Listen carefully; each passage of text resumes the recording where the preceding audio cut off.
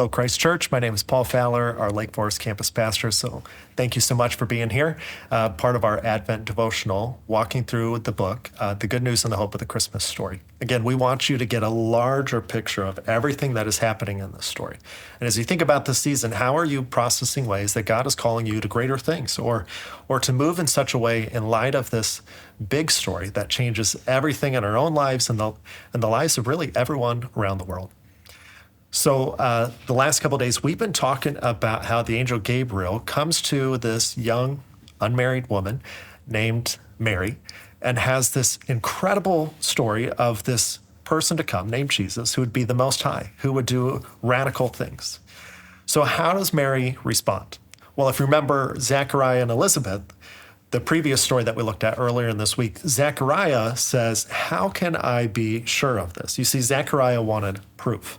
So how will Mary respond? Will she respond in belief or disbelief? Well, in our text today, we're in Luke chapter 1, verse 34 through 38. The first words she says is, how will this be since I am a virgin? What's different about the question is Zechariah says, how can I be sure? He wants proof. Mary says, how will this be? She just wants to understand the process of what's going to happen through here. So the angel Gabriel explains everything that's going to happen in this amazing story. But what I love is what we see in verse 38 is how Mary responds after Gabriel says how all this stuff is going to happen. It's shocking, it's amazing, it's incredible. It would kind of confound most people. But how Mary responds, I think, is really helpful for all of us as we try to understand how do we respond to this Christmas story. Look at verse 38. She says this, I am the Lord's servant. This is how we are to respond. You see, Mary doesn't just say, oh, that sounds good. You should do that. That's incredible. That's amazing. She doesn't just believe. She responds by saying, I'm your servant. I'm here to serve. Let me know how I can be a part of this. Think about what God is doing in your own life.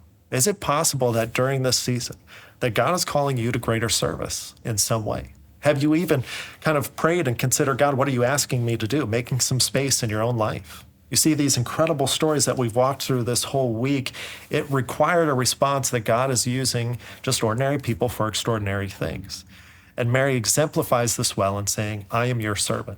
What's so amazing about this story is that Jesus, the Son of God, is in heaven. And part of the plan of God's love for us, his salvation for us, means that God is going to come down and be a child that's going to grow up and wash the feet of others, to heal others, to touch the sick, to tell the story that we in turn are to love and serve others. That's the good news and the hope of the Christmas story, is that God is a God who loves us. God is a God who serves us. And our response to that story is how in turn do we find others that we can serve as well. That's the good news and the hope of the Christmas story.